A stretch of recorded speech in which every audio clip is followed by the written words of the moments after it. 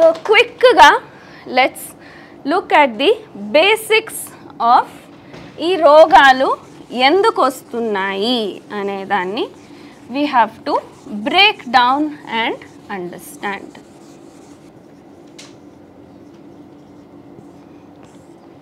నేను అప్పుడే చెప్పినట్టు రోగాల లిస్ట్ అయితే చాలా పొడుగ్గా ఉంది. ఈచ్ వన్ గురించి మాట్లాడుతుంటే ఒక 3 రోజులు కాదు, ఒక నెల అయినా సరిపోదు. సో దాన్ని సింప్లిఫై చేసేదానికి, అన్ని దాన్ని చిన్నగా అర్థం చేసుకోవాలంటే క్లాసిఫై చేసి దాన్ని 3 రకాలుగా మేము we can understand them as glucose imbalance వల్ల వచ్చే రోగాలు, దేహంలో అయిన హార్మోన్ ఇంబ్యాలెన్స్ వల్ల వచ్చే రోగాలు, అలాగే మన దేహంలో ఉన్న మైక్రోబియల్ ఇంబ్యాలెన్స్ వల్ల వచ్చే రోగాలు. సో ఈ 3 వల్ల వచ్చే రోగాలు అన్నీ ఇఫ్ యూ అండర్స్టాండ్ 99% డిసీజెస్ అన్నీ కవర్ అయిపోతాయి. సో ఇవి 3 మేము if we have to understand, first ఈ గ్లూకోజ్ అంటే ఏంటి, దేహంలో అది ఏం చేస్తుంది, ఈ హార్మోన్స్ అంటే ఏమి, మన దేహంలో దాని రోల్ ఏంటుంటుంది, అలాగే ఈ మైక్రోబ్స్ అంటే ఏ బ్యాక్టీరియాల గురించి మాట్లాడుతున్నాము, అవి ఎలా ఇంబ్యాలెన్స్ అవుతున్నాయి.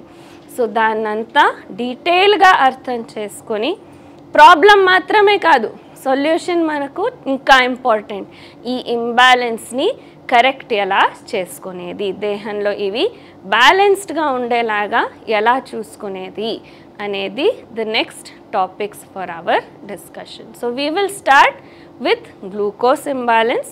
స్టెప్ బై స్టెప్ 3 డీటెయిల్గా అర్థం చేసుకోవాలి. So starting with the glucose imbalance.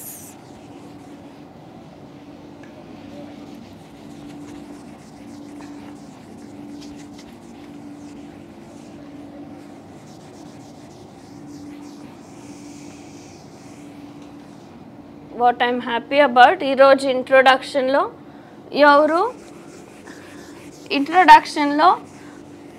నా పేరు సుప్రియ, నేను థైరాయిడ్ పేషెంట్, నా పేరు ఇది, నేను బీపీ పేషెంట్ అని చెప్పలేదు. చాలాసార్లు అదే జరుగుతుంది, ఎందుకంటే మేము స్టాంప్ వేసుకునేసాం, మాకు ఈ రోగం ఉంది, నేను ఈ పేషెంట్ అని ఇంట్రొడక్షనే అలా ఇస్తూ ఉంటారు. సో అది ఎవరు చేయలేదనేది చాలా సంతోషమైన విషయం. బట్ నాకు తెలుసు అందరూ ఏదో ఒక ప్రాబ్లంతో మీకున్నది కానీ ఫ్యామిలీలో ఉన్న వాళ్ళ దానికి కానీ ఇక్కడికి వచ్చింటారు. అన్ని క్లాసులని జాగ్రత్తగా వినండి. 99% మీరు ఏ రోగాన్ని అలా ఉంచుకొని తలలో పెట్టుకొని వచ్చారో దాని గురించి 99% డిస్కషన్ ఉంటుంది. ఈ అన్ని క్లాసెస్లో డిస్కస్ కాలేదంటే you can ask your personal problem, ఆ రోగం గురించి తర్వాత అడగచ్చు. But most of them will get covered with in these 3 topics. Okay, so పేషెంట్గా ఫస్ట్ 2 days వినండి, దాని తర్వాత డౌట్స్కి ఖచ్చితంగా టైం ఉంటుంది, పర్సనల్గా మాట్లాడేదానికి టైం ఉంటుంది. So will take care of all that. But first go through all the classes before you నాకు ఇది ఉంది, నాకు అది ఉంది, రిపోర్ట్స్ చూడండి అని వచ్చే ముందు ఫస్ట్ క్లాస్ని వినండి. Then it will be much easier for me to tell you what to do after you understand. Okay, so first ఇప్పుడు గ్లూకోజ్ ఇంబ్యాలెన్స్ గురించి మాట్లాడాలి. గ్లూకోజ్ అంటే ఏమి, ఇది ఎక్కడి నుంచి వస్తుంది అనేది first thing we need to understand. So photosynthesis రియాక్షన్లో తయారయ్యేదే గ్లూకోజ్. సో ఏమిది ఫోటోసింథసిస్ అంటే,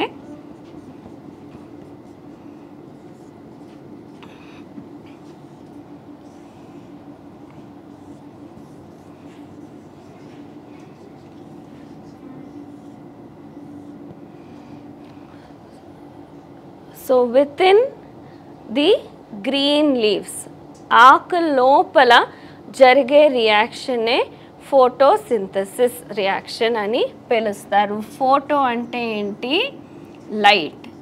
సో సూర్యుడి కిరణాలు పడినప్పుడు ఆకు పైన గాలి నుంచి పీల్చుకొన కార్బన్ డైఆక్సైడ్ని,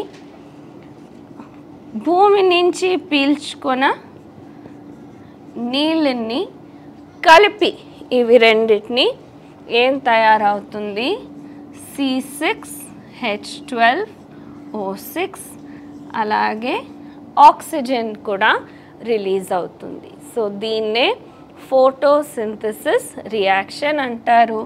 ఈ C6H12O6 ఏముందో దాన్నే గ్లూకోజ్ అని పిలుస్తాం. ఓకే, సో ఏం జరిగింది ముఖ్యంగా, the energy of the sun, సూర్య కిరణాల్లో ఉన్న శక్తిని చెట్లు దాన్ని పట్టుకొని దాన్ని వాడి గాలిలో ఉన్న కార్బన్ డైఆక్సైడ్ని భూమి నుంచి పీల్చుకున్న నీళ్ళని కలిపి గ్లూకోజ్ అనే పదార్థాన్ని తయారు చేస్తాయి. సో ఇది సన్లైట్ ఉన్నప్పుడు మాత్రమే జరిగే ప్రక్రియ. సో ఈ తయారైన గ్లూకోజ్ ఏమవుతుంది, దీన్ని ప్యాక్ చేసి వేరే వేరే విధానాల ఆహారంగా తయారు చేస్తాయి చెట్లు.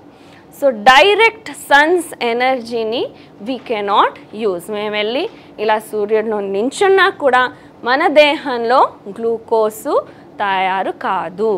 సో ఆ మీడియేటర్ ఎవరు, ఆ green leaves which are present all around us. అందుకే సూర్య నమస్కారంతో పాటు చెట్లకి కూడా పూజ జరుగుతునింది. అరే ఏంటి చెట్ల చుట్టూ తిరుగుతారని అంటున్నారు, కానీ దాంట్లో ఎంత అర్థం ఉంది, ఎందుకంటే ఆ ఎనర్జీని మాకు అందేలాంటి రూపంలో తయారు చేసే mediators are the plants. It can be చిన్న గడ్డి ఉండొచ్చు, పెద్ద చెట్టు ఉండొచ్చు, అవి చేసే పనే సూర్యుడి శక్తిని మొత్తం భూగోళంలో అన్ని జీవరాశులకి ఆ అందేలాంటి రూపంలో తయారు చేసే ప్రక్రియ ఫోటోసింథసిస్. సో ఇప్పుడు గ్లూకోజ్ తయారైనది ప్యాక్ అయ్యి కాంపాక్ట్ రూపంలో ఆహారంగా మారింది. నెక్స్ట్ ఏం చేయాలి, ఆ ఆహారాన్ని మేము సేవించిన తర్వాత it undergoes the process of digestion. So complex ఫుడ్ని తిన్నప్పుడు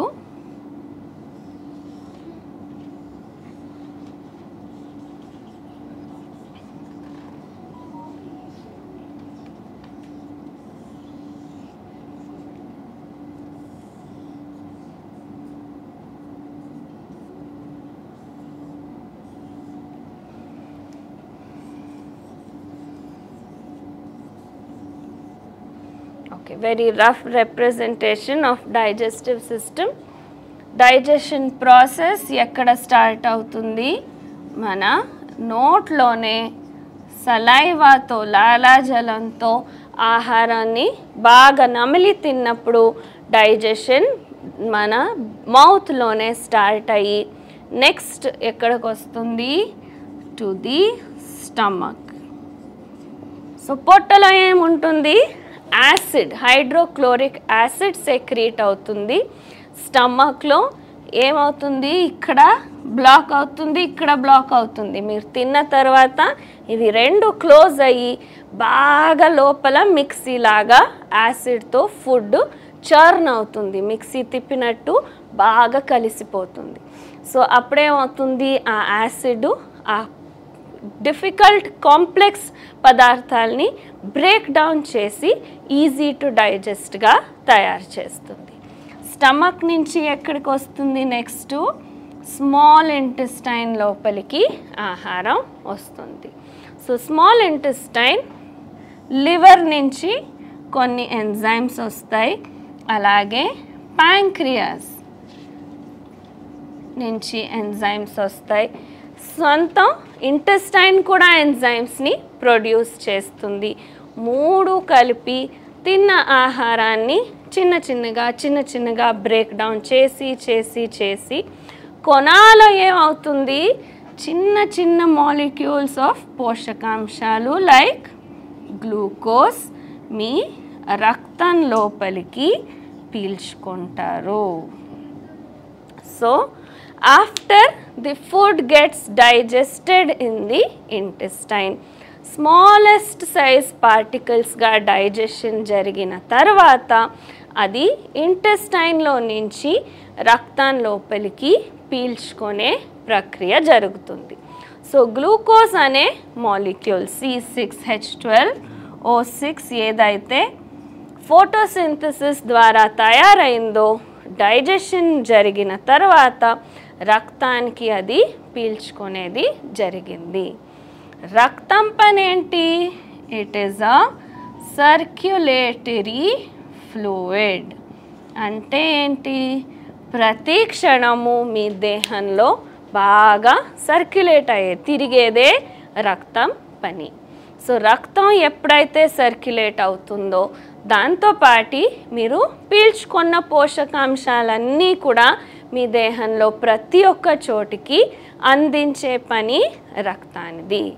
సో ఇప్పుడు గ్లూకోజ్ ఇంటెస్టైన్ నుంచి రక్తం లోపలికి వచ్చింది.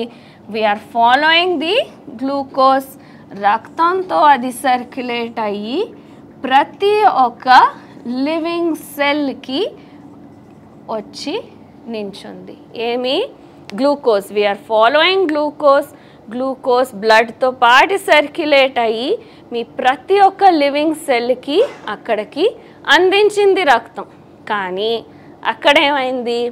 ఆ సెల్ది డోర్స్ విండోస్ అన్నీ క్లోజ్ అయిపోయాయి. ఆ డోర్స్ అండ్ విండోస్ లాక్ కూడా చేసేసారు. సో గ్లూకోజ్ అనేది సెల్ లోపలికి వెళ్ళేదానికి దారి కావట్లేదు. సో ఆ డోర్స్ అండ్ విండోస్ని ఓపెన్ చేసేదానికి కీ అనేది అవసరం. ఏంటి ఆ కీ? మన దేహంలో ప్యాంక్రియాస్ సెక్రీట్ చేసే ఇన్సులిన్. చాలామంది డయాబెటిక్ పేషెంట్స్ ఇన్సులిన్ ఇంజెక్షన్ తీసుకుంటూ ఉంటారు. ఇన్సులిన్ న్యాచురల్గా దేహంలో ఈ ప్యాంక్రియాస్ సెక్రీట్ చేస్తుంది. దాని పని ఏంటి? ఇన్సులిన్ అనేది ఉన్నప్పుడు మాత్రమే రక్తంలో ఉన్న గ్లూకోజ్ సెల్ లోపలికి వెళ్ళేదానికి సాధ్యమవుతుంది. It is the medium which helps glucose enter into the cell. So ఇప్పుడు గ్లూకోజ్ ఇంబ్యాలెన్స్ని అర్థం చేసుకునేదానికి we are following glucose. So in the presence of insulin cell లోపలికి గ్లూకోజ్ వెళ్ళింది. అక్కడ జరిగే ప్రాసెస్ ఏంటి? రెస్పిరేషన్ అని పిలుస్తారు. ఏంటి respiration? Exactly opposite of photosynthesis reaction. గ్లూకోజ్ని C6H12O6 కాల్చేదానికి ఏం అవసరం? ఆక్సిజన్ అవసరం ఉంటుంది. సో గ్లూకోజ్ని కాల్చినప్పుడు our cells release carbon dioxide and water. So reaction arrow mark మాత్రమే చేంజ్ అయింది. ఫోటోసింథసిస్లో sun's energy was being absorbed in the reaction. Respiration రియాక్షన్లో ఏమవుతుంది? ఆపోజిట్ అన్నాను. Energy is being released. So మీ ప్రతి ఒక్క ప్రక్రియకి అవసరం ఉన్న ఎనర్జీ ఎక్కడి నుంచి వస్తుంది? ఈ జీవకోశం లోపల గ్లూకోజ్ని కాల్చేదాని నుంచినే వచ్చేది. సో పెట్రోల్ ఎంత అవసరమో మీ బండి నడిపేదానికి మీ దేహంలో ప్రతి ఒక్క సెల్కి ఎనర్జీ వచ్చేది గ్లూకోజ్ని కాల్చినప్పుడే. So glucose is so important for life అనేది అర్థమవుతుంది. నేను ఇలా చెయ్యి ఆడించాలంటే గ్లూకోజ్ అవసరం, మాట్లాడాలంటే గ్లూకోజ్ అవసరం.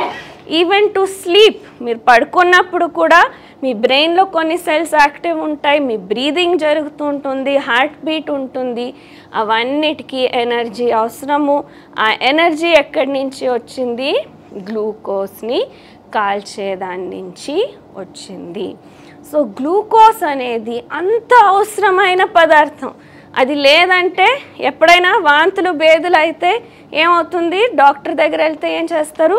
గ్లూకోజ్ డ్రిప్స్ పెడతారు. అంటే అది లేదంటే మీకు ప్రజ్ఞ కూడా ఉండదు, బేహోష్ అయిపోతారు.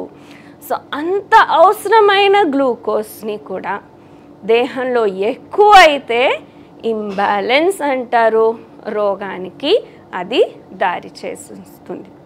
సో వినింటారు అమృతం కూడా విషంగా మారుతుంది ఎప్పుడైతే అది ఇతిమితిలో లేనప్పుడు. సో ఇంబ్యాలెన్స్ అయినప్పుడు గ్లూకోజ్ అనే అంత అవసరమైన పదార్థం కూడా రోగాలకి కారణం అవుతుంది.